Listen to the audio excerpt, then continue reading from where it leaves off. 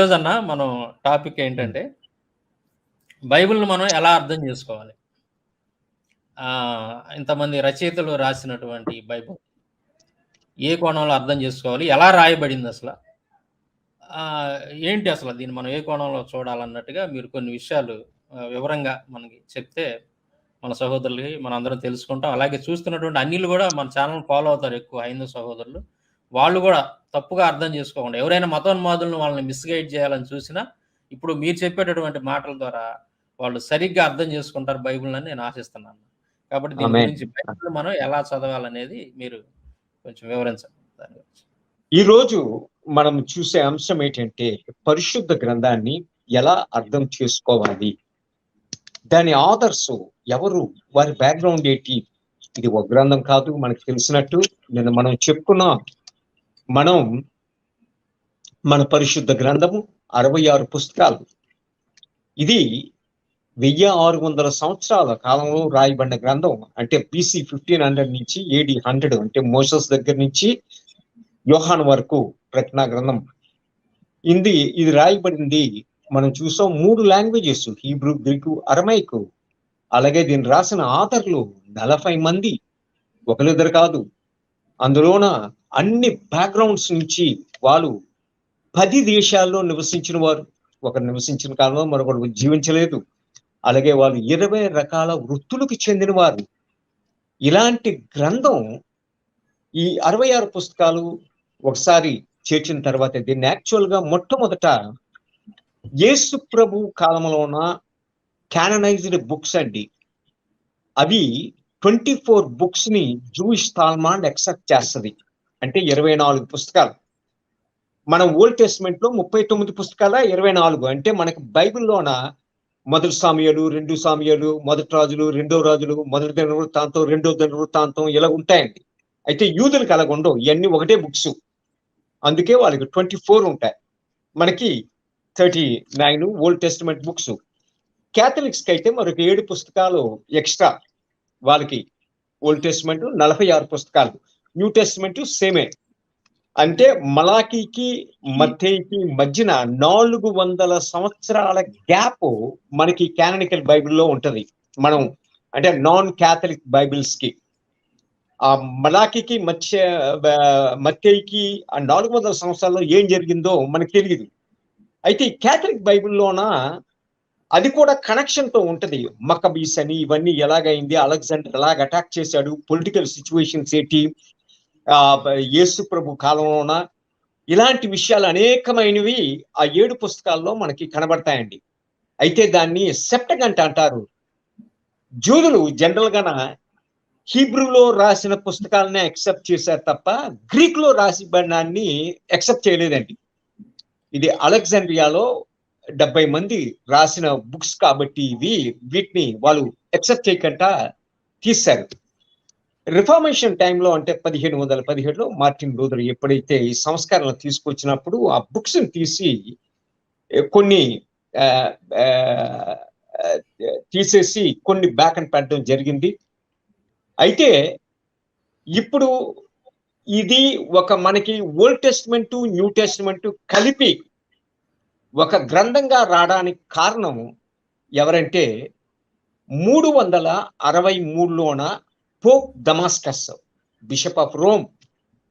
ఈ పోప్ దమాస్కస్ ఏంటంటే ఆ రోజుల్లోన ఒక గదిలోన వేలు పుస్తకాలు పడి ఉన్నాయి.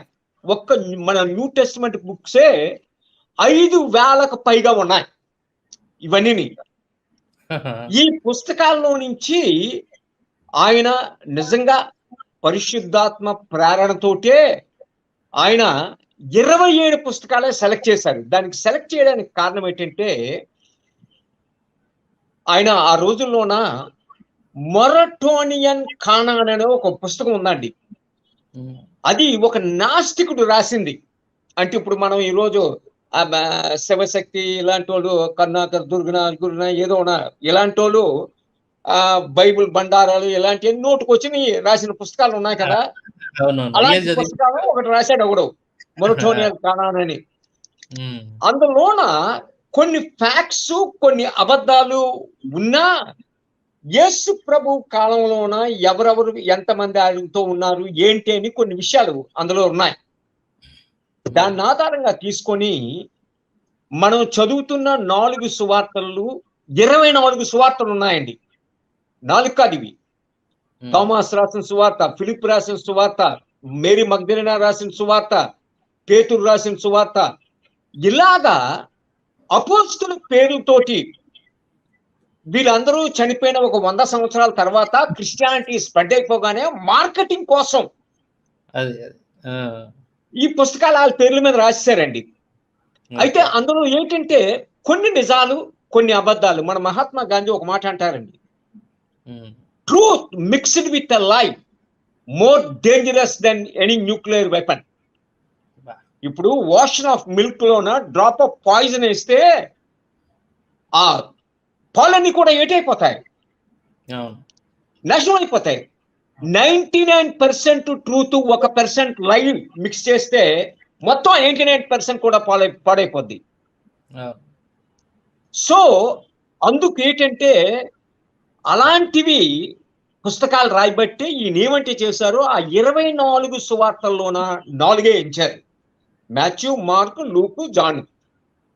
ఇక్కడ ప్రాబ్లం ఎక్కడ వచ్చిందంటే ఆయన క్యానన్ పెట్టింది ఏంటంటే యేసు ప్రభుని డైరెక్ట్ గా సంబంధం ఉన్నోళ్ళు రాసిన బుక్స్ నే ఆయన శిష్యులు గాని అపోస్తులు గాని ఆయనతో సంబంధం ఉన్న వ్యక్తులు చూసిన వారు రాసినయే యాక్సెప్ట్ చేయాలని. ఇప్పుడు అలాంటప్పుడు మాథ్యూ ఆయన కస్టమ్స్ ఆఫీసరు, యోహాను టాప్ ఫిషింగ్ మర్చెంట్ సన్ను, జబదే కొడుకు. అయితే ఇక్కడ లూకు జూదుడు కూడా కాదు, అన్యుడు, గ్రీకుడు. అలానే మార్క్ శిష్యుడు కాదు, బర్నబా యొక్క అక్క కొడుకు. అయితే మార్క్ దీని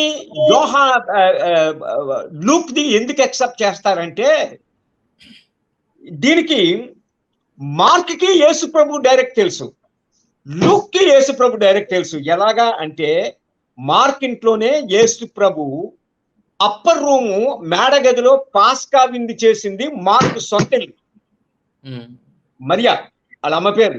ఈ రోజు మనం యెరూషలేము వెళ్ళినట్టయితే సియోను కొండ మీద అప్పర్ రూము ఉంటదండి, ఎక్కడైతే మన యేసు ప్రభు ఆ లాస్ట్ సఫర్ చేశారో అది. ఇప్పుడు బర్నబా యొక్క మేనలుడు మార్కు. రెండోది బర్నబా ఆస్తి అంతా అమ్మిసి బిగినింగ్ లోనే అపోస్తలుల పాదాల దగ్గర పెడతాడు. ఇంకొక ఇదేంటంటే ఒక్క మార్కు సువార్తలోనే మనకు ఒక ఇన్సిడెంట్ కనబడుతుంది. యేసు ప్రభు గెత్సెమనే తోటలో అరెస్ట్ చేయడానికి 600 మంది రోమన్ సోల్జర్స్, 400 మంది టెంపుల్ గార్డ్స్, 250 మంది శాన్హెడ్రిన్ పోలీసు కత్తులతోటి, బల్లాలతోటి, గుదిలతోటి, దివిటీలతో వచ్చినప్పుడు పేతురు సరిగ్గా కత్తి తీసేస్తాడండి. మార్కుస్ అంటే సేవకుడు కాదండి, సూపరింటెండెంట్ ఆఫ్ పోలీస్ జెరూసలేంకి. 35 లక్షలు పాపులేషన్ జెరూసలేం ఆ టైంలోన, పాస్ ఓవర్ టైంలోన 16 దేశాల నుంచి జూదులు వస్తారండి. జూదుల చరిత్రకారు యూసఫాస్ ఏమంటే చెప్తాడు, ఈ రోజు మనం మక్కా వెళ్ళినట్టయితే హజ్కి మన ముస్లిం సహోదరులు వెళ్తారు కదా, టెంట్ లో కొన్ని కిలోమీటర్లు, కొన్ని మైళ్ళు టెన్సెస్ ఉంటాయి. ఈ వచ్చిన వాళ్ళు సుమారు ఒక 25 లక్షలు 30 లక్షల మంది హజ్కి వెళ్తారు కదా, వాళ్ళు ఉండడానికి ఆ టెంట్ లో ఉంటారు. అలాగా 2000 సంవత్సరాల క్రితం యెరూషలేములోన 16 దేశాల నుంచి జూదులు వచ్చినప్పుడు యెరూషలేము పాపులేషన్ 35 lakhs అయిపోతే మౌంట్ స్కాపస్ దగ్గర నుంచి, మౌంట్ ఆఫ్ ఆలివ్స్ దగ్గర నుంచి, బ్రూక్ ఆఫ్ కేద్రోన్ దగ్గర నుంచి, వ్యాలీ ఆఫ్ జోసఫాత్ దగ్గర నుంచి, అక్కడి నుంచి 40 కిలోమీటర్లు జెరికోకి వెళ్ళినంత వరకు టెంట్ లైన్ అండి. అదే యోసఫాస్ రాసింది. అలాంటి సిటీకి మార్కుస్ సూపరింటెండెంట్ ఆఫ్ పోలీస్ అండి. పేతురు యొక్క ధైర్యం ఎలాంటి తెలిసిందండి, మామూలుడు కాదండి పేతురు.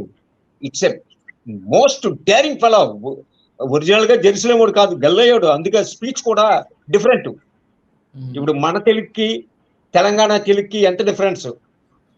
మన Telugu Sanskrit mix, Telangana Telugu Urdu mix. అందుకు మనం తక్కువని మనల్ని వాళ్ళు గుర్తుపెట్టగలరు, వాళ్ళని మనం గుర్తుపెట్టగలం తెలంగాణ అని. అలాగే అలాగే మన పేతురుది తెలంగాణ హిబ్రూ. ఓకే. అది కొద్దిగా రఫ్ గా ఉంటుంది ఆ లాంగ్వేజ్. అందుకే ఆ కైఫా యొక్క సర్వెంట్ అదే నీ మాటలని చెప్పేస్తానే నువ్వు ఇదని. పేతురు యొక్క ధైర్యం ఏంటంటే కత్తి తీసి మాల్కుస్ కేస్తాడండి, చూసుకోండి. అంత ధైర్యం పేతురు యొక్క ధైర్యం. అక్కడ 600 మంది రోమన్ సైనికులు, 400 మంది టెంపుల్ గార్డు, 250 మంది శానిటరీ పోలీసు, 1250 మంది ఉన్నా నో ఫియర్ వేసాడు. అందులోన మార్క్ ఏమంటే రాస్తాడు, ఒక యవ్వనస్తుడిని పట్టుకోవడానికి చూసినప్పుడు ఆ యవ్వనస్తుడు తన వస్త్రాన్ని వదిలి దిగంబరుగా పారిపోయాడు అంటాడు. అంటే మనకి లాంగ్వేజ్ దిగంబరం అంటే మనమేమనుకుంటాం, బట్టలు లేకుండా మన నాగసాధువులను హరిద్వార్ దగ్గర కుంభమేళ టైంలో వీధిలో తిరుగుతుంటారు కదా అని ఇప్పేసి అలాగనుకుంటాం దిగంబరం అంటే మన లాంగ్వేజ్ లోన. కానీ యూదులకి దిగంబరం అంటే అది కాదండి. యూదులకి జనరల్ గా 5 వస్త్రాలు వేసుకుంటారు. అది అంగీ మీద ఒక బెల్టు, దాని మీద ఒక ఇది 3, 4 తలపాగా, 5వది చెప్పులు. ఈ 5 ఈ పై వస్త్రాన్ని తీసిగానే దిగంబరము, నేకెడ్ అని పిలుస్తారు.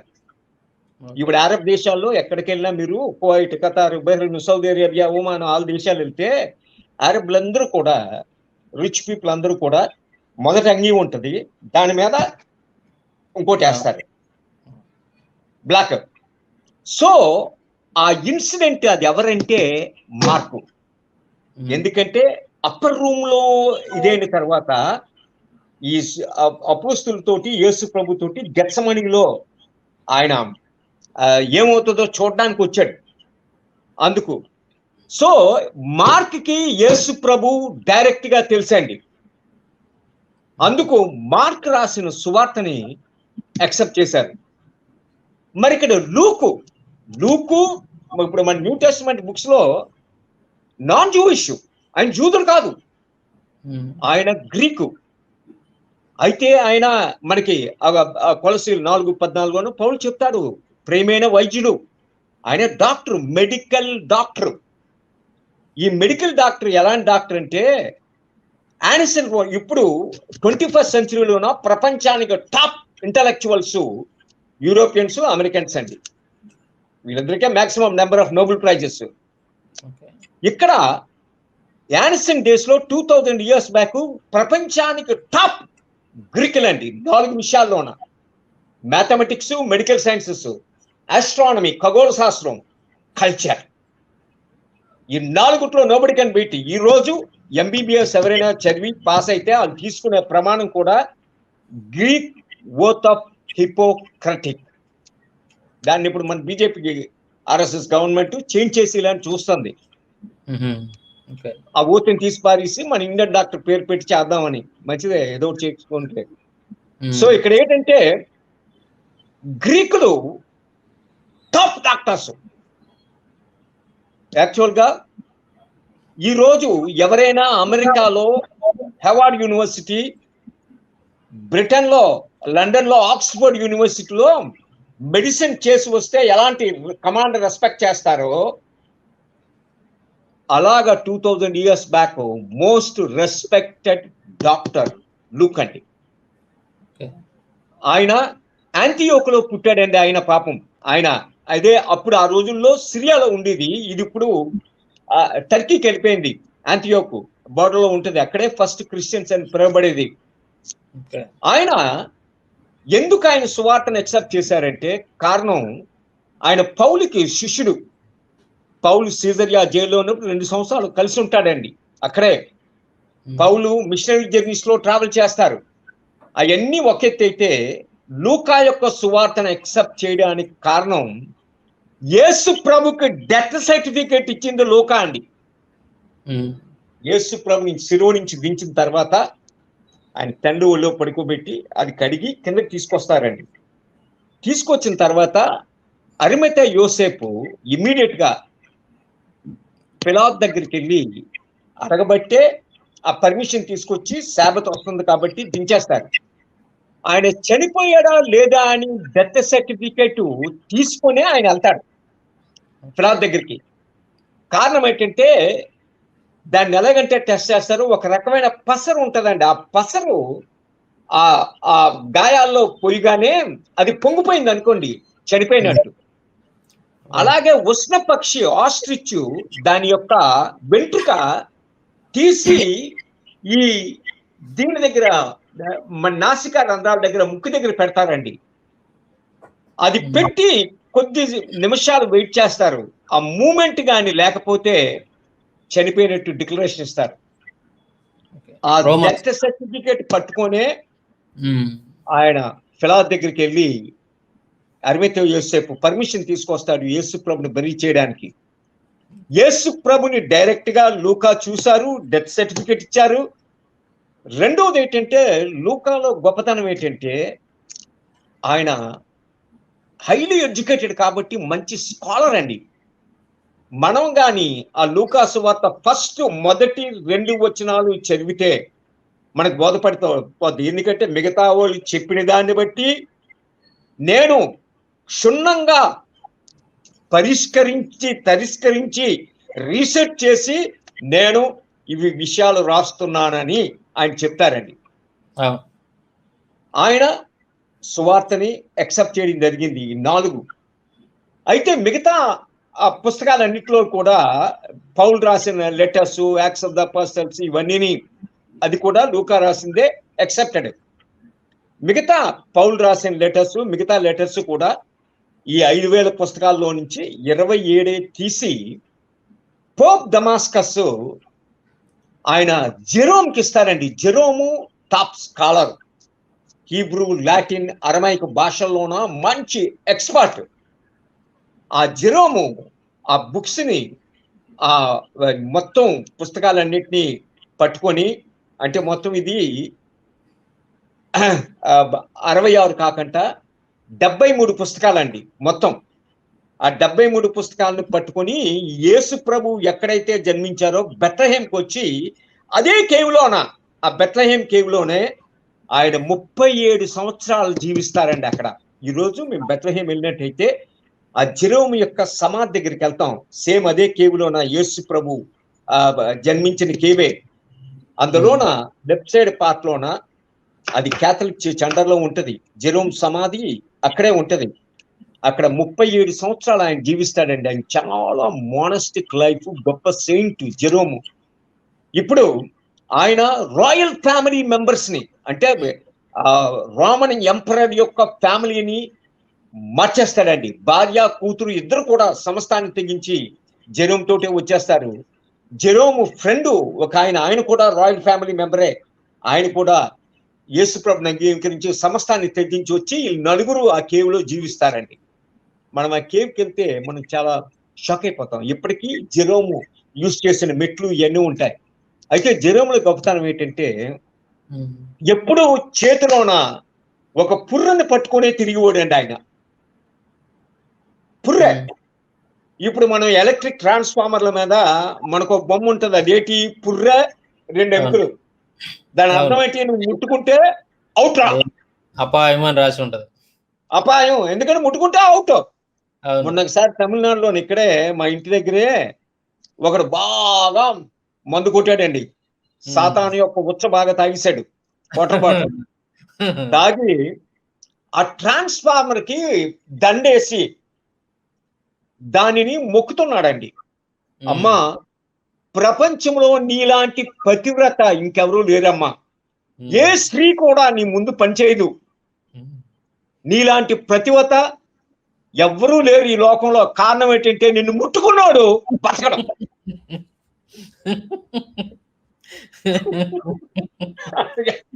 అది ప్రార్థన. సో ఇక్కడ జెరోమ్ ఎందుకు ఆ పురుతో వెళ్ళిపోరంటే, మానవుడా, నీవు కాలిఫోర్నియా గవర్నర్ టెర్మినేటర్ ఆర్నాల్డ్ లాంటి బలవంతుడు అయినా నీ బ్రతగా వెళ్ళిపోతే నీ బ్రతుకు ఇదే. ఓ స్త్రీ, నీవు ఐశ్వర్యరాయి లేకపోతే కత్రినా కపూర్ ఎలాంటి అందగత్తవైనా నీ బ్రతగా వెళ్ళిపోతే నీ బ్యూటీ ఇదే. అది ఆయన పాపములో పడకుండా ఉండడానికి ఎప్పుడు ఆ పురితో తిరిగిపోరండి ఆయన. జెరోమ్ యొక్క గొప్పతనం ఏంటి తెలుసండి, ఆయన నడుస్తుంటే ఈ బెత్లెహేమ్ ఏరియాలో ఎన్ని అడవులండి, సింహాలు వెనకాతల కుక్క పిల్లలుగా వెనకాతల నడుచుకొని వచ్చేసి తోకలు ఆడించుకొని. జెరోము అలాంటి గొప్ప దైవజనుడు అండి. ఈ రోజు మనం బెత్లెహేమ్ ఇలా ఎంటర్ అవగానే ఎక్కడైతే యేసు ప్రభు కేవు, అక్కడే హేరోదు 180 మంది చిన్నపిల్లల్ని చంపేస్తాడు కదా, అందులో 14 చిన్నపిల్లల సమాధులు అక్కడే ఉంటాయండి. ఆ ముందున ఒక పిల్లర్ మీద జెరోమ్ యొక్క స్టాచ్యూ ఉంటది, ఆయన కాల్ దగ్గర ఈ పుర్రె ఉంటదండి. జెరోమ్ సమాధి దగ్గర కూడా అదే సింబల్ ఉంటది. ఇక్కడ జెరోమ్ గొప్పతనం ఏంటి తెలుసండి, ఈ పరిశుద్ధ గ్రంథాన్ని, ఓల్డ్ టెస్టిమెంట్ మొత్తం బుక్స్ ని, న్యూ టెస్టిమెంట్ 27 బుక్స్ ని, ఓల్డ్ టెస్టిమెంట్ ఆయన ట్రాన్స్లేట్ చేసింది 46 అండి. అవి అంటే 39 క్యాననికల్. ఈ గ్రీకు 7 మనం అపోక్రిఫ అంటాం.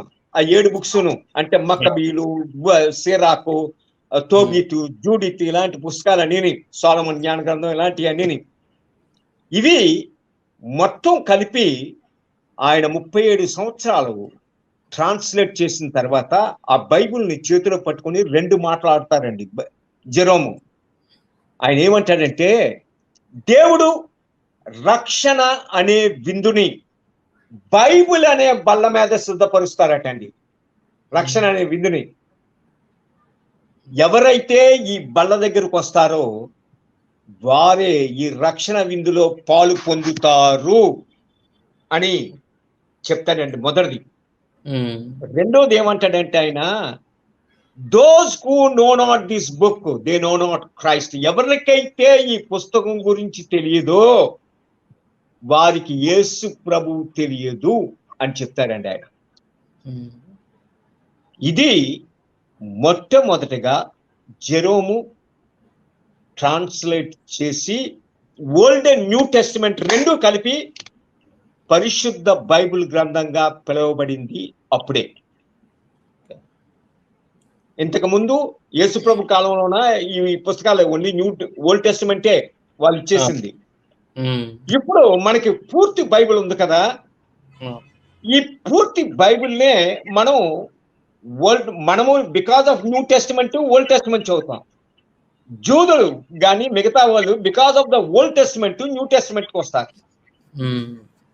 ఇప్పుడు మన పరిశుద్ధ గ్రంథం నేను చెప్పినట్లు ప్రపంచంలోన ఇదే మొదటి ప్రింటెడ్ పుస్తకం.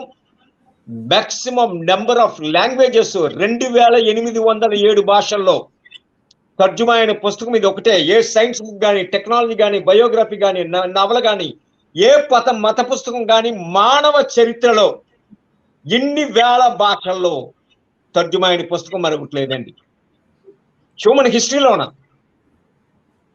అలాగే ప్రపంచానికి ఆల్ టైమ్ బెస్ట్ సెల్లర్. నిన్న మనం చెప్పినట్లు మొట్టమొదటి ప్రింటెడ్ పుస్తకం ఇదే.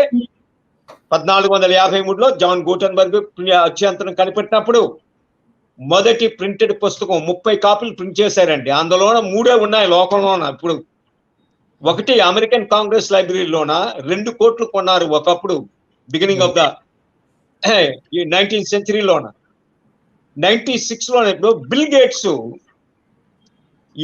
ఈ పుస్తకాన్ని 36 కోట్లు కొన్నాడండి. చూసుకోండి. ఇప్పుడు ఒకటి ఈ సంవత్సరం న్యూయార్క్ లోన వేలం వేస్తారు, అది ఎంతకెళ్తుందో తెలియదు. ఈ 3 ఒరిజినల్ ప్రింటెడ్ బుక్స్ లోకంలో ఉన్నాయి.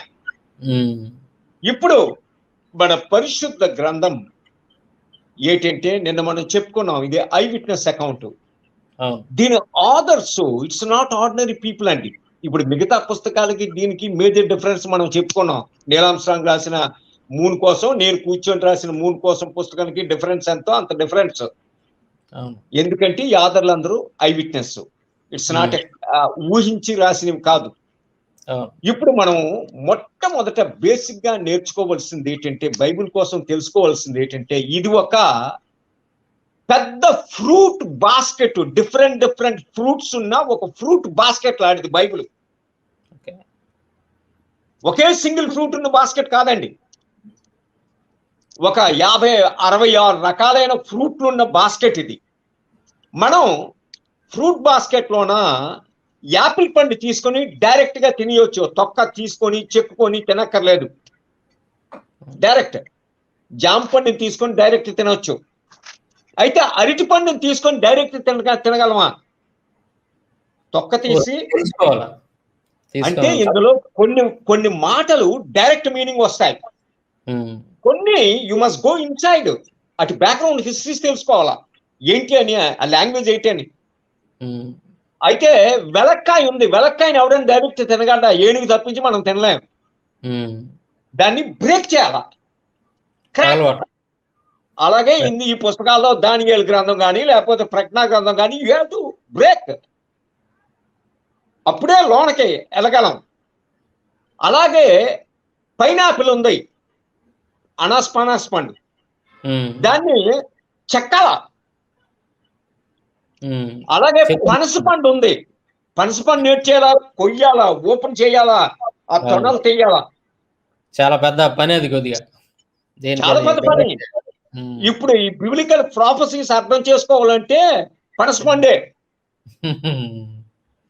It's not a joke.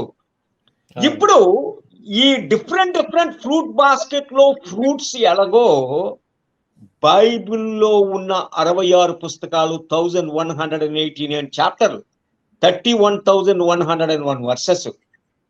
ఇక్కడ నుంచి King James version, authorised version 1611 తీసుకొని అందులో చెప్పేది ఏంటంటే మిగతా వర్డ్స్ 7,83,137 వర్డ్స్, 35,66,480 లెటర్స్. ఇవన్నీ కూడా అర్థం చేసుకోవాలంటే దీనిలో చాలా తర్ఫీదు కావాలా. నేను ఒక సింపుల్ గా మాట చెప్తాను. దీని ఆథర్స్, మొదటి ఆథరు మోసెస్. మోసెస్ క్వాలిఫికేషన్ ఏంటి తెలుసండి? మై గాడ్, ప్రపంచంలో ఆ రోజుల్లో ఈజిప్టు టాప్ సూపర్ పవర్ అండి.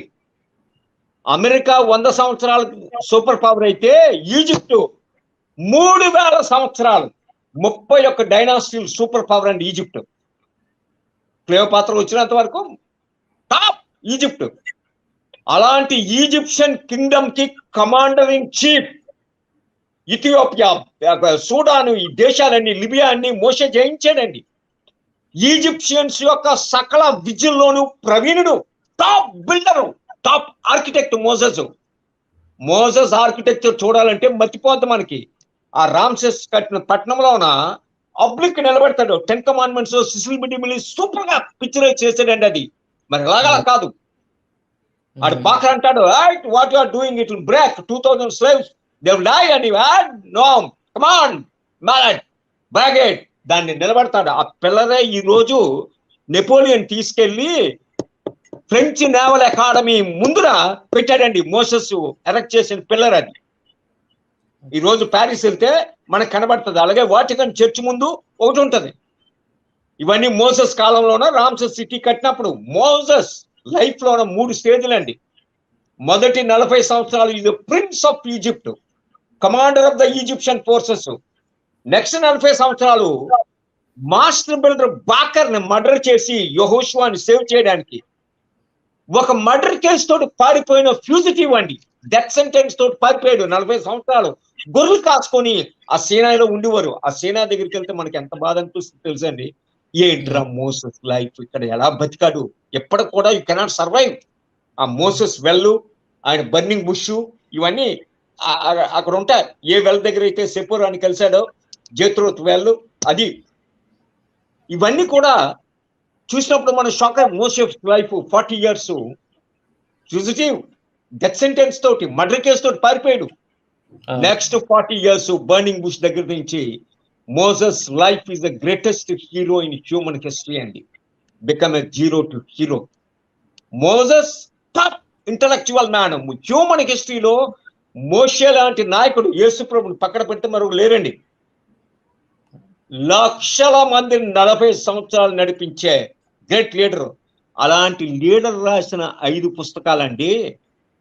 5 క్లాస్ కూడా చదువుకోలేక కొంతమంది 10 క్లాస్ ఫెయిల్ అయిపోయి వాళ్ళకి ఎంట్రీకి పంపిస్తే ఏది మొదలు వాళ్ళు క్రిటిసైజ్ చేస్తారు మోసే రాసిన పుస్తకాన్ని. చూసుకోండి. వాస్తవం. ఐన్స్టీన్ రాసిన థీసిస్ ని ఆ! పనికి మాలిన ఒక ఫార్మర్ ఎవడో చదువు లేనోడు ఐన్స్టీన్ ని క్రిటిసైజ్ చేస్తే ఎలాగుంటది? అవును. ఇప్పుడు ఈ అలాగే మతోన్మాదులు బైబుల్ ని క్రిటిసైజ్ చేసిన వాళ్ళు ఇప్పుడు ఎవరిని సోషల్ మీడియాలో చేస్తున్నారంటే ఇప్పుడు సోషల్ మీడియాలో వచ్చేవాళ్ళంతా వాళ్ళేనన్నా. మీరు చెప్పినట్లే అదే వాళ్ళు. పనికి ఎవరు మాత్రం అడ్రస్ లేని వాళ్ళు ఏమొచ్చి మోషే రాసిన పుస్తకాలని క్వశ్చన్ చేయడం. అవును. ఇప్పుడు ఇంకోటి తీసుకుందామండి. మన లూక్ ఇప్పుడు మెయిన్ ప్రాబ్లం ఏంటి? యాక్ట్స్ ఆఫ్ ద అపోస్టల్స్ రాసింది లూకే. హ్మ్. ఆయన ఈ రోజు హార్వర్డ్ యూనివర్సిటీలో, ఆక్స్ఫోర్డ్ యూనివర్సిటీలోన టాప్ గోల్డ్ మెడలిస్ట్ డాక్టర్ ఉంటే ఎలాగుంటది? హ్మ్. ఈయన హ్మ్. ఈయన రాసిన మెడికల్ టాప్ డాక్టర్ రాసిన డాక్యుమెంట్ ని ఎక్కడి నుంచో పనికిమాలినోడు క్వశ్చన్ చేస్తున్నాడు. చూసుకోండి, హ్మ్. పనికిమాలినోడు. అది చదువు లేదు, 10 క్లాస్ అంతా ఫెయిల్ అయిపోయారు. హ్మ్. ఆ? ఇలాంటి వాళ్ళు ఆయన క్వశ్చన్ అది ఎవరు పలికిన మాటలు అంటే పౌలు పలికిన మాటలు. పౌలు ఎవరు తెలుసండి? హ్మ్. టాప్ స్కాలర్ గమాలియేలు దగ్గర. అంటే ఈ రోజు ఇస్లామిక్ యూనివర్సిటీ కైరోలో ఉంటుందండి. ప్రపంచానికి పెద్ద యూనివర్సిటీ అదే. హ్మ్. అల్ అజార్ యూనివర్సిటీ అని మేము ప్రతిసారి యూనివర్సిటీలో నుంచే వెళ్తాం. ఖానాల్ ఖలీల్ బజార్ అని అక్కడికి. మన ఒబామా ప్రెసిడెంట్ అవగానే ఫస్ట్ అక్కడికే పరిగెట్టాడండి. హ్మ్. ఒబామా ఒరిజినల్ గా ముస్లిం డిఎన్ఏ ఆయనకి, పాపం క్రిస్టియన్ మారిన పెళ్లి కోసం ఆయన అందుకే మొదటి ఇంటర్వ్యూ ముస్లిం టెలివిజన్కే ఇచ్చాడు. మొదటి విజిట్ కూడా ముస్లిం కంట్రీకే వెళ్ళాడు. హ్మ్. వాడు అల్-అజార్ యూనివర్సిటీకి వెళ్తాడు. ఎందుకంటే అల్-అజార్ యూనివర్సిటీ డే స్కాలర్స్ 2.5 లక్షలండి. అక్కడ 110 రకాలైన ఫ్యాకల్టీస్ ఉంటాయి. మెడిసిన్ దగ్గర నుంచి, మ్యాథమెటిక్స్ దగ్గర నుంచి, ఆస్ట్రోఫిజిక్స్ దగ్గర నుంచి ఆర్ట్స్ వరకును. అందులో నీకు ఏ ఎంట్రన్స్ ఎగ్జామ్ ఏ సీట్ కావాలన్నా ఒకటే ఒక ఎంట్రన్స్ పరీక్ష. మనకి ఇప్పుడు నీట్ అని ఇలాంటివన్నీ ఇప్పుడు నీట్ ఎగ్జామ్లు ఉన్నాయి కదా, మెడిసిన్కి వెళ్ళాలంటే 4 ఎంసెట్లు అయ్యి ఉండి. ఇప్పుడు మెడిసిన్కి వెళ్ళినోడికి బయాలజీ మీద ఉంటది. అలాగే మ్యాథమెటిక్స్ ఇంజనీరింగ్కి వెళ్ళినోడికి మ్యాథమెటిక్స్ మీద మన పేపర్లు ఉంటాయి. అయితే ఈ యూనివర్సిటీలో అలాగ ఉండవండి. నువ్వు మెడిసిన్కి వెళ్ళినా, ఆస్ట్రోఫిజిక్స్ వెళ్ళినా, మ్యాథమెటిక్స్ వెళ్ళినా, ఆర్ట్స్కి వెళ్ళినా ఒకటే క్వశ్చన్ పేపర్. అది ఏంటంటే ఖురాను లో ఉన్న 114 చాప్టర్లు బై హార్ట్ చెప్తేనే నీకు అడ్మిషన్ అక్కడ. చూసుకోండి, మన బిన్ లాడెన్ దగ్గర నుంచి, ఐమాన్ దగ్గర నుంచి, అబూబకర్ బాగా దగ్గర నుంచి ప్రపంచంలో టాప్ టెర్రరిస్టులు అందరూ కూడా అందులో చదువుకున్నాలే. అలాంటి జోదిజంలోన అలాంటి యూనివర్సిటీలో పౌలు చదువుకున్నాడండి. టాప్ జూయిష్ లాలోన స్కాలర్ గమాలియేల్ దగ్గర బెస్ట్ స్టూడెంట్. అంటే ఇప్పుడు ఐన్స్టీన్ దగ్గర శిష్యుడి కింద ఉంటే ఎలాగుంటది? లేకపోతే సర్ ఐజాక్ న్యూటన్ దగ్గర శిష్యుడి కింద ఉంటే ఎలాగ ట్రైన్ అప్ అవుతారు? అలాంటి స్కాలర్ మాట్లాడిన మాటల్ని ఈ పనికి మాని అడ్రస్ లేని వాళ్ళందరూ కూడా ఇందులో తప్పుంది, అదే తప్పు ఉంది. ఏటి తెలియదు పాపం. ఇది ఎప్పుడు వీళ్ళకి ఏటి తెలియదు ఈ బైబిల్ కోసం. అందుకే జార్జ్ బెర్నార్డ్ షా ఏమంటాడు తెలుసండి? జార్జ్ బెర్నార్డ్ షా ఏమంటాడంటే, if you cannot understand this book, బైబిల్ని గానే అండర్స్టాండ్ చేసుకోలేకపోతే better to keep in lock and key అంటాడు. మీ లాకర్లోని పెట్టి తాళం వేసేయమంటాడు. ఈ పుస్తకాన్ని చదవద్దు అంటాడు. కారణం ఏంటంటే బైబిల్ ఆత్మ రక్షణానికి నడిపిస్తుంది, ఆత్మ నాశనానికి నడిపిస్తుంది. ఇది 2 అంచులు గల ఖడ్గం. ఇలాగ నరికితే సాంసరాగా పేక ఎగిరిపోద్ది, ఇలాగ నరుక్కుంటే చౌరుబాబు పేక ఎగిరిపోద్ది. ఒకటే కత్తి ఒకటే, కానీ పని మట్టుకు డిఫరెంట్. 2 అంచులు గల ఖడ్గం, ఇటు షార్పే అటు షార్పే. బైబుల్ని కరెక్ట్ గా అర్థం చేసుకొని యేసు ప్రభు రక్షణను తెలుసుకొని అంగీకరిస్తే పరలోకానికి వెళ్తాం. లేదు నీకు సర్వీస్ ఏదో అర్థమైపోయినట్టు స్కాలర్ లాగా ఇంకొక పనికి మీద ఒక అమ్మాయితో కూర్చొని నవ్వుకొని పావులు ఎలాగ రాశాడు అంటే పోతాం. కళ్ళు మూస్తే నరకం మెయిన్ గేట్ దగ్గర ఉంటాం. బాధపడదా? ఈ రోజు బ్యాంక్ అకౌంట్ అయితే నిండొచ్చు, తర్వాత బకెట్ అనేది ఎక్కడికి వస్తుంది ఆ అకౌంట్? ఇప్పుడే 420 కేసులతో తిరుగుతున్నాం మనం.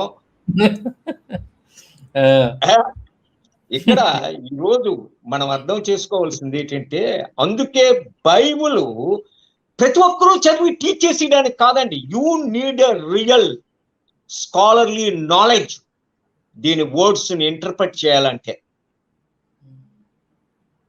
అందుకే దావీదు కూడా ఓల్డ్ టెస్ట్మెంట్ కోసం మాట్లాడినప్పుడు ఏమంటాడంటే 119వ కీర్తన 18వ వచనంలోన, open my eyes that may I have a wonderful eyes in the law అంటాడు. Wondrous things to know your లాలోన నా కళ్ళుని నీ ధర్మశాస్త్రం అందలి ఆశ్చర్య కార్యములు గ్రహించినట్లు నా కన్నులను తెరువుము. అందుకే ప్రతి ఒక్కరూ పరిశుద్ధ గ్రంథం చదివే ముందు కళ్ళు మూసుకొని ఒక 15 సెకండ్లు ప్రార్థన, పరిశుద్ధాత్మ దేవునికి ప్రార్థన చేయాలండి. ఎందుకంటే దాని గ్రంథకర్త ఆయనే. ఆయన పిలిచి, ప్రభువా దీన్ని అర్థం చేసుకునే కృపను నాకు ఇచ్చే. ఎందుకంటే ఈ ఆధార్ తెలిస్తేనే ఈ గ్రంథం ఇంట్రెస్టింగ్ ఉంటది, లేదంటే మనకు బోధపడదు. ఓ చిన్న ఇన్సిడెంట్ చెప్తానండి, జరిగింది న్యూయార్క్ లోనే. ఇది ఒక 1960s లోనే ఎప్పుడో జరిగింది. ఒక అమ్మాయి ఉందండి, అమ్మాయి పేరు ఏంజెలీనా అంటే. ఆ ఏంజెలీనా న్యూయార్క్ యూనివర్సిటీలో రీసెర్చ్ స్కాలర్. అయితే ఆ అమ్మాయికి నవల్ అంటే మహాపిచ్చి. కొత్త నవలు ఏది రిలీజ్ అయినా, ఆగతా క్రిస్టీ, కెన్ ఫొలెటో, లేకపోతే లియోనార్డో, ఎవరి నవల్ రిలీజ్ అయినా నవల కొనేసి చదివేస్తుందండి. మరి ఇంకా వదలకంటే రాత్రి పగలు చదివేస్తుంది ఆ నవల్ని. అలాంటి పిచ్చి, నవల పిచ్చి. సడన్ గా మార్కెట్లోకి కొత్త నవల వచ్చిందండి. ఆ నవల ఏంటంటే, ఆ నవలు కొని నైట్ చదువుదామని ఒక 5-6 పేజీలు చదవగానే తలనొప్పి పట్టుకుందండి. మరి ఇంకా ఆ హెడేక్, బోరింగ్. ఈ నవల చదవడానికి ఇంట్రెస్ట్ లేకపోతే ఏడ్చేసింది తెలుసండి. ఆ కొన్ని నవలు $20 పెట్టుకున్నది తీసి పక్కన పారేసింది ఆ బెడ్ కింద. ఇది అయిపోయింది. ఒక 2 years తర్వాత అదే కాలేజీలోనూ ఒక అబ్బాయిని లవ్ చేసి పెళ్లి చేసుకున్నాడు. పెళ్లి చేసుకొని ఆ అబ్బాయి ఇంట్లోనే ఉండేది. ఒక రోజు ఇంటికి అబ్బాయితో వచ్చింది. రాగానే ఆ అబ్బాయి ఈవిడ నవల కలెక్షన్ చూసి షాక్ అయిపోయాడు. ఓ మై గాడ్, నీకేంటి ఎంత ఇంట్రెస్ట్ ఉంది, ఈ నవలన్నీ ఎలాగా నువ్వు చదివావు అని అడిగి ఆ పుస్తకాలు నా ర్యాక్స్ లో చూస్తున్నాడండి. సడన్ గా నా బెడ్ దగ్గర చూస్తే ఒక 5-6 సంవత్సరాల క్రితం పారేసిన నవల ఒకటి అక్కడ బెడ్ దగ్గర ఉందండి. ఆ బెడ్ దగ్గర ఉంటే ఆ నవల ఉంగని తీసి చూశాడు. చూసి అడిగాడు, ఏమి నవలు కింద పారేసావు, చదివావా అని అడిగాడు. అనగానే ఎవడో ఎదవాడు, అని బుద్ధి జ్ఞానం లేదు, అటు రాసింది చదువుతుంటే తలనొప్పి వస్తుంది, ఒక 5 పేజీలు చదివి పక్కన పారేసాను అని తీసి మళ్ళీ పారేస్తుందండి. పారిగాని కుర్రోడు మళ్ళీ వెళ్ళి ఆ పారిసిన నవలను పట్టుకొని, దీని ఆధర్ ఎవరో నీకు తెలుసా అని అడుగుతాడు. అడగగానే తక్కువని ఆ ఆధర్ ఎవరో అని చదువుతాదండి. అందులో నా JL స్మిత్ అని ఉంటది. Joseph lorry Smith full name. అనగానే ఈ JL స్మిత్ అంటే, ఈ JL స్మిత్ ఎవరో నీకు తెలుసా అంటే తెలియదు అన్నాడు. ఈ నవల రాసింది నేనే అన్నాడు. షాక్ అయిపోద్ది. షాక్ అయిపోయి ఆ నవల ఆ రోజు పట్టుకొని బ్రేక్ఫాస్ట్ లేదు, లంచ్ లేదు, డిన్నర్ లేదు, కంప్లీట్ అయినంత వనగా ఆ నవల వదలలేదండి. ఎందుకు? దాని ఆదరే ఆ అమ్మాయి లవరు. ఆ లవర్ ఆ ఆదరణ ప్రేమించినప్పుడు ఆ పుస్తకం ఎలాగైపోద్ది, జుంటె తేనెల కంటే మధురమైపోద్ది. అవును. అందుకే దీని ఆదరణ మొదట పిలాలండి చదివే ముందు. అందుకే మనకి ప్రార్థన చేసినప్పుడు కూడా మనకి క్లియర్ గా రోమిలకు రాసిన పత్రిక ఆ 8వ అధ్యాయం 26-27 వచనాలు మనకి ఏం చెప్తుందంటే, మనకు వ్యక్తంగా ఎలా ప్రార్థన చేయాలో తెలియదు. మీరు వీలైతే చదువుతారండి ఆ ఒక్క బిట్టు, Romans 8:26-27. అటువలే అటువలే ఆత్మయు మన బలహీనతను చూసి ఆత్మయు మన బలహీనతలను చూచి సహాయము చేయుచున్నాడు. సహాయము చేయుచున్నాడు. మనకి బోల్డ్ బలహీనతలు ఉంటాయి. ఉమ్. అవన్నీ ఆత్మ చూసి మనకి సహాయం చేస్తున్నారట. ఏలయనగా అనగా మనము మనము యుక్తముగా ఎలాగు ప్రార్థన చేయవలనో మనకు తెలియదు గాని యుక్తముగా ఎలాగ ప్రార్థన చేయాలో మనకు తెలియదట. ఉచ్చరింప శక్యము గాని సత్యము కాని మూలుగులతో ఆ ఆత్మ తానే మన పక్షముగా విజ్ఞాపనం చేయుచున్నాము. ఆత్మ పరిశుద్ధాత్మ దేవుడు తానే మన తరపున విజ్ఞాపన చేస్తారట ప్రేయర్లోన. మరియు హృదయములను పరిశోధించే దేవుడు ఆత్మ యొక్క మనస్సు ఏదో ఎరుగును. తండ్రి అయిన దేవునికి పరిశుద్ధాత్మ దేవుడు మనస్సు ఏదో తెలుసు. ఇద్దరు ఒకటే. ఏలయనగా ఆయన దేవుని చిత్త ప్రకారము పరిశుద్ధుల దేవుని చిత్త ప్రకారం అంటే దేవునికి ఎలాగైతే చిత్తమో ఆ చిత్త ప్రకారం దేవునికి పరిశుద్ధుల కొరకు పరిశుద్ధులు అంటే మన కోసం విజ్ఞాపన చేయుచున్నాడు. అంటే మనము గాని ప్రార్థనకు ముందు పరిశుద్ధాత్మ దేవుణ్ణి పిలిచి మన తరపున విజ్ఞాపన చేయమంటే ఆయన మన తరపున దేవునికి ఏ రీతిలో అర్థమవుతుందో ఇష్టం అవుతుందో ఆ రీతిగా విజ్ఞాపన చేస్తారు మన తరపున. ఇప్పుడు మీరు ఎప్పుడైనా కోర్టు కేసులో అనుభవం ఉంటే భలే మీకు తెలుస్తుందండి. నేను దాదాపు నాకు 22 సంవత్సరాల అనుభవం ఉంది మున్సిపల్ కోర్టు దగ్గర సుప్రీం కోర్టు వరకును. ఎప్పుడైనా మీ లాయర్ ఎంత పెద్దోడైనా ఆ ఎండ్లో నా ప్రేయర్ కానీ కరెక్ట్ లేకపోతే నీ కేసు దెబ్బైపోద్ది.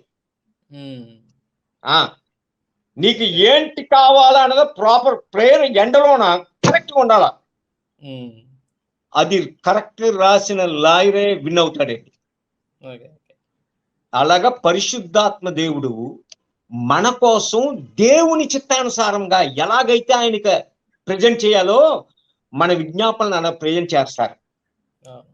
అందుకే మనం ప్రార్థనకు ముందు పరిశుద్ధాత్మ దేవుణ్ణి పిలాలంటే బైబుల్ చదవడానికి ముందు. అంతే తప్ప శ్రీలక్ష్మి బాణవా అని చెప్పి బైబిల్ పెట్టుకొని ఇది చూడ ఎలాగా ఉందంటే బాధపడుతుంది. ఇంకోటి ఏంటి తెలుసండి, పరిశుద్ధాత్మ దేవునికి ఒక నేచర్ ఉందండి. ఆయన ఇన్వైట్ చేయకపోతే ఆయన రారండి. ఇప్పుడు మన ఇంట్లోనే ఒక పెళ్ళి అవుతుంది అనుకోండి, నీ సొంత బంధువులకి నోటితోటి నా అమ్మ పాప పెళ్ళి నువ్వు రేపు వచ్చేయండి అంటే ఎవడన్నా వస్తాడా బంధువుడు? పెళ్లి కార్డు ఇస్తేనే. నా జీవితంలో ఒక ఇన్సిడెంట్ ఉందండి, షాక్ అయిపోతాను. నాకే మరి తెలాట షాక్ కాదు. నాకు సాంబ అని ఒక మంచి ఫ్రెండ్ ఉండేవాడండి, చనిపోయాడు మొన్న. నేను డాక్టర్లో ఉన్నప్పుడు, నేను యూనియన్ లీడర్ ఉన్నప్పుడు మంచి టాప్ సపోర్టర్. ఆ సాంబే నా పెళ్లికండి మొత్తం అంతా హ్యాండిల్ చేసింది ఆడే. మనీ దగ్గర నుంచి, అరేంజ్మెంట్స్ దగ్గర నుంచి టోటల్. దేవుని కృపాలన 91లో మ్యారేజ్ అయినప్పుడు, అప్పుడు ఇంకా రోమన్ క్యాథలిక్ అండి, పెద్ద మ్యారేజ్ 5,000 మందికి పైన. మా బ్రదరు మా సిస్టర్ నా దగ్గర రాలేకపోయారు ఫోటో తీసుకోవడానికి. అలాంటి సిచ్యువేషన్ అన్ని ఆడే అరేంజ్ చేసాడండి. చేసి పెళ్లి రోజు కనబడలేదండి వీడు. కార్లు కూడా డిస్ట్రిబ్యూట్ చేసింది ఆడే. నాకేం బాధపడలేదు. తమాషాగా ఉంది. ఈడేట్రా పెళ్లికి కనబడలేదు. ఆ రోజుల్లో మొబైల్ లేదు కదా, ఓన్లీ ల్యాండ్ ఫోన్లే. నేను పెళ్ళైన మరుసటి రోజు కాల్ చేశానండి. సాంబా ఏంట్రా నువ్వు అన్నీ చేసావు, అందరూ పెళ్లికి వచ్చారు, నువ్వే నాకు కనబడలేదు, ఎక్కడున్నావురా ఏటి అని అడిగితే, లేదురా ఎందుకు రాలేదంటే జ్వరం రా అన్నాడు. అరే ఆ పిచ్చి పెళ్లికి ముందు రోజు వరకు బాగా తిరిగావు, నువ్వు ఇప్పుడు జ్వరం అంటావు విట్రా, నిజం చెప్పరా అంటే ఆడు ఇట్టరు అన్నాడండి. రే నువ్వు నాకు కార్డు ఇచ్చావు విట్రా అని అడిగాడండి. నాకు గొప్ప తీసుకున్నాను. నేనేం అనుకున్నానంటే కార్డు ప్రింట్ చేసిన ఈడే, డిస్ట్రిబ్యూట్ చేసిన ఈడే, ఈడికి నేను కార్డు రాయడం ఏంటి, ఈడు నా కార్డు లేదండి. పరిశుద్ధాత్మ దేవుడు సేమ్ అండి. ఇప్పుడు నాకు అర్థం అవుతుంది అన్న, మీరు నిన్న టాల్మించి ఫస్ట్ మీరు ప్రేయర్ చేసి స్టార్ట్ చేయని పట్టుబట్టింది ఎందుకు నాకు ఇప్పుడు అర్థం అవుతుంది. సో ఎప్పుడు కూడా పరిశుద్ధాత్మ దేవుని పిలిస్తే ఆయన మనకి he will open up certain things అండి.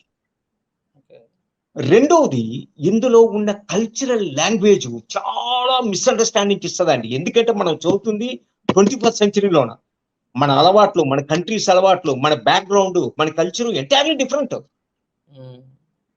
అది అంటే ఇప్పుడు మన కల్చర్‌లోన పీస్ ట్రీటీ అంటే సెకండ్ ఇచ్చుకొని ఇచ్చేస్తారు.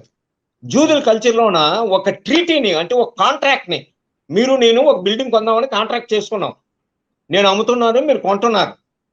ఆ హ్మ్. కాంట్రాక్ట్‌ని ఫైనలైజ్ చేయడానికి మనం లాస్ట్‌లో లెగిసి సెకండ్ ఇచ్చుకొని వెళ్ళిపోతాం. హ్మ్. జూదుల కల్చర్‌లోన కుడి చెయ్యి చెప్పు తీసి ఆవిడకిస్తాడు.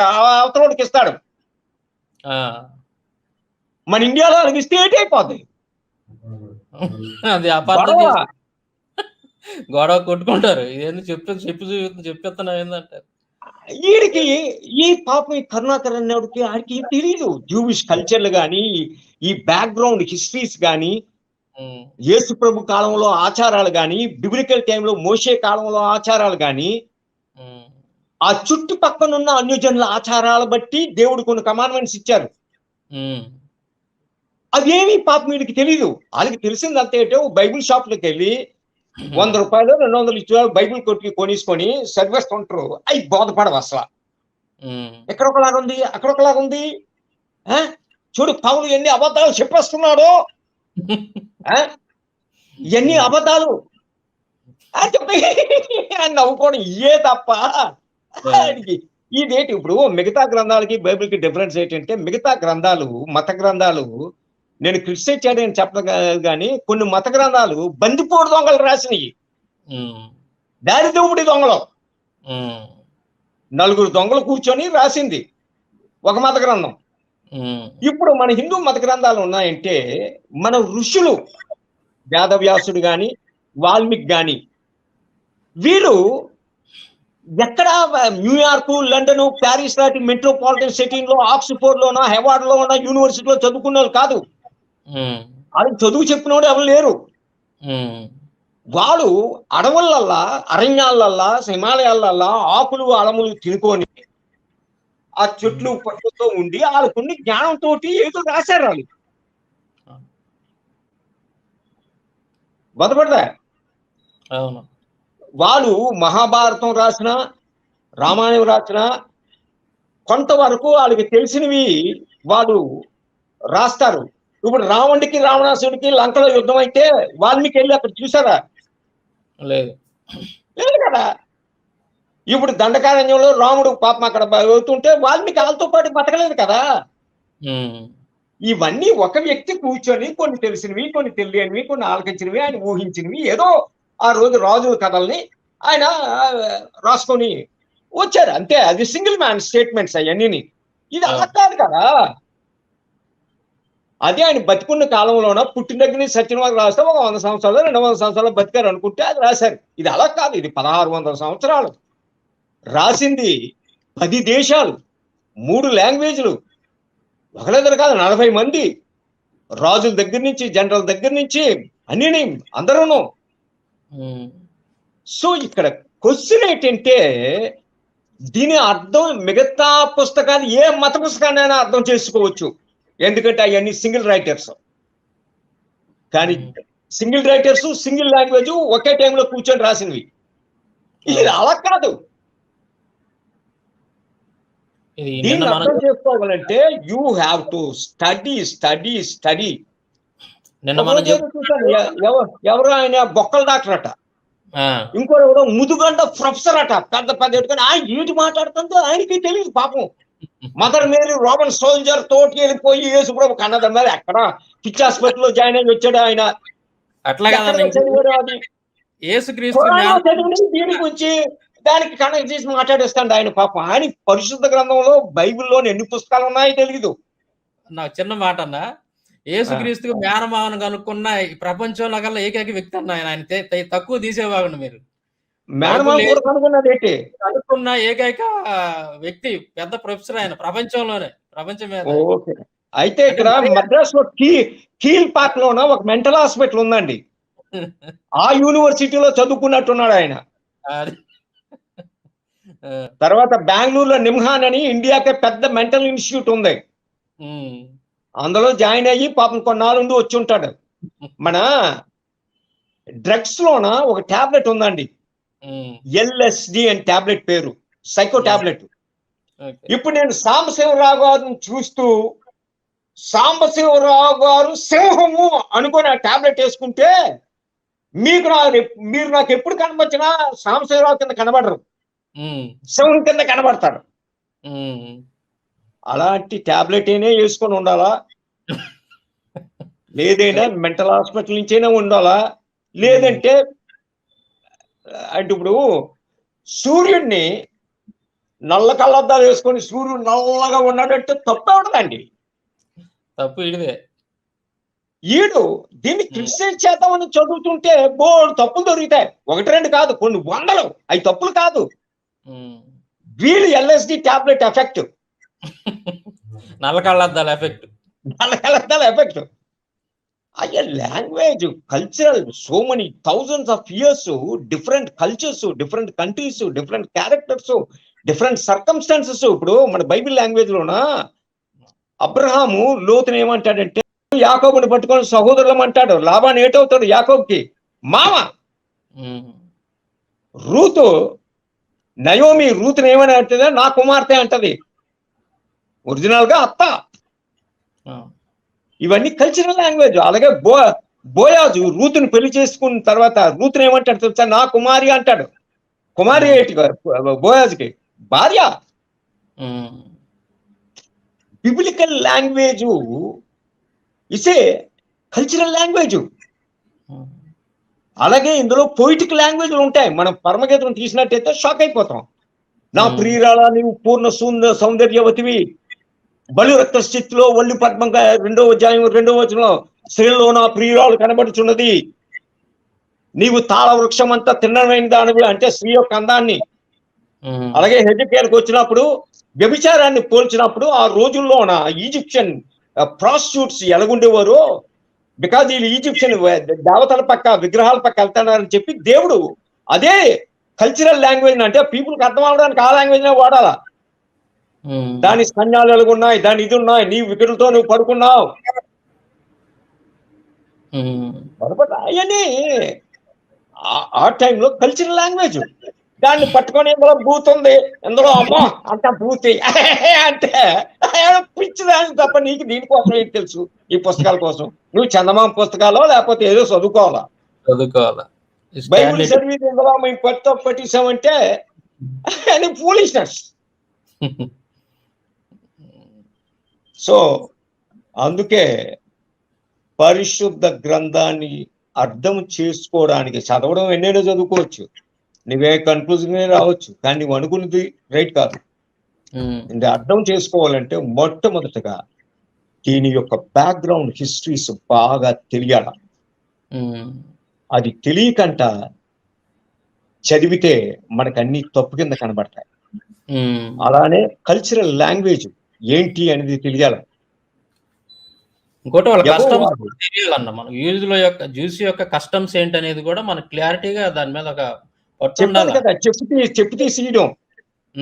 అది అలాంటి కొన్ని తెలిసి ఉండాలి. కస్టమ్స్ తెలియకపోతే ఇప్పుడు మన యేసు ప్రభు పుట్టినప్పుడు మనకు లూకా సువార్తలో మనకు కనిపించేది ఏంటంటే దేవదూతలు గ్లోరియా ఇన్ ఎక్సెల్సిస్ దేయో, మహోన్నతమైన దేవునికి మహిమ, భూమి మీద మంచి మనసు గల వారికి సమాధానము అని పాటలు పాడుతుంటారు. ఎందుకో తెలుసండి, యాక్చువల్గా జూయిష్ కల్చర్లోన ఎప్పుడైతే ఉమెన్ గర్భవతి ప్రసవించడానికి రెడీగా ఉన్నప్పుడు చుట్టుపక్కల ఉన్న ఆ లేడీస్ అందరూ గ్యాదర్ అయ్యి ఆ ఇన్స్ట్రుమెంట్ల తోటి వెయిట్ చేస్తారండి. వెయిట్ చేస్తే ఏంటంటే ఎప్పుడైతే ఆడపిల్ల గాని పుట్టింది అని తెలిసిందో ఏం సైలెంట్ గా మాట్లాడకంట వెళ్ళిపోతారండి. మగపిల్లడని తెలియగానే వీళ్ళందరూ వాయించుకొని డాన్సులు చేసుకొని పాటలు పాడతారండి. అయితే యేసు ప్రభు పుట్టింది పశువుల పాకలో, ఆ ఊరు ఇక్కడ కాదు, అది నజరేతు, ఇక్కడ తెలిసినోడు ఎవడు లేడు. అందుకు ఆయన పశువుల పాకలో పుట్టినప్పుడు ఆయన పుట్టారని చెప్పడానికి ఎవరు లేరని దేవుడే ఇన్స్ట్రుమెంట్ల తోటి పాటలు పాడడానికి దేవదూతలను పంపించిందండి, మగపిల్లడు పుట్టాడని. మనం ఇప్పుడు అక్కడ బేత్ సకూర్ అని ఒక ప్లేస్ ఉంటుందండి బెత్లెహేమ్ కిందన. యాక్చువల్ గా బెత్లెహేమ్ అనేది 4 డివిజన్లు అండి. ఆ 4 డివిజన్లు ఏంటంటే బెత్లెహేమ్ ఎంట్రన్స్ లోన అది ఎఫ్రాతా, బెత్లెహేమ్ ఎఫ్రాతా. ఎఫ్రాతా అంటే అక్కడే యాకోబు రాహేలు మరణించినప్పుడు, అంటే బెంజమిన్ పుట్టిన తర్వాత ఆవిడ చనిపోద్ది. యోసేపు బెంజమిన్ ఇద్దరు పిల్లలు. యోసేపుని అక్కడ అమ్మింది, బెంజమిన్ పుట్టినప్పుడు అక్కడ చచ్చిపోతాయి. అప్పుడు యాకోబు అక్కడే పాతి ఒక రాయి పెట్టి ఇచ్చేస్తాడు. అది బెత్లెహేమ్ ఎఫ్రాతా. అది యోసేపుకి ఈజిప్ట్ లో ఉన్నప్పుడు చెప్తాడండి యాకోబు, మీ తల్లిని నేను బెత్లెహేమ్ ఎఫ్రాతా దగ్గర పాతి పెట్టానని. ఈ రోజు మనం వెళ్తే ఆ రాహేలు యొక్క సమాధి ఉంటదండి అక్కడ ఆ ఎంట్రన్స్ లోన. నెక్స్ట్ బేత్ జాలా అంటారు నెక్స్ట్ డివిజన్. తర్వాత డివిజన్ బేత్ సహూర్. సహూర్ అంటే అక్కడి నుంచే గొల్లలు గొర్రెలు కాయడానికి యెరూషలేము దేవాలయంలో సాక్రిఫైస్ చేయవలసిన ఆ గొర్రెలన్నీ కూడా ఇక్కడే మేపుతారండి. అది బోయాజు యొక్క ఫీల్డ్స్, కేవులు. బేసహూర్ అక్కడే దేవదూతలు వచ్చి గొల్లలకి చెప్పింది. తర్వాత బేత్ లెహేమ్ అంటే రొట్టెల ఇల్లు, అది బోవలాగా ఉంటది ఆ రీజన్ అంతా. సో ఈ 4 రీజన్లు కలిపితేనే బెత్లెహేము. అందుకే హేరోదు బెత్లెహేము దాని సరౌండింగ్స్ నరికిమన్నాడు. మొత్తం 180 మంది మగపిల్లలు చంపుతారు. అందులో 14 మంది పిల్లల సమాధులు ఇప్పుడు బెత్లెహేంలో ఉంటాయి. అందుకు జూవిష్ కల్చర్స్ ని తెలుసుకోకుండా మాట్లాడితే చాలా తప్పుల కింద కనబడతాయండి మనకి. ఇక్కడ అనేక మంది మతోన్మాదులు అవనేయండి, క్రైస్తవ విరోధులు అవనేయండి, ఈవెన్ క్రైస్తవులు అవనేయండి, ఇది తప్పుగా అర్థం చేసుకుంటే ఇది మన ఆత్మనాశనానికే బైబిల్ గ్రంథం నడిపిస్తుందండి. సో అయితే వీళ్ళు అర్థం చేసుకోవాల్సింది ఏంటంటే మతోన్మాదులు అందరూ కూడా ఎక్కడెక్కడ ఏది ఉన్నది కాదు, the total central idea biblical golden pages లోనే నడిచే ఒకే ఒక వ్యక్తి, రక్షకుడు, పాపము లేని మనుష్య పాపాల కోసం మరణించింది యేసు ప్రభు, 3వ రోజు జీవంతో లేచారని ఏ గ్రంథం ఏ లాంగ్వేజ్ లో చదివినా బైబిల్ అన్ని ఒకటే థీమ్ చెప్తుంది. అది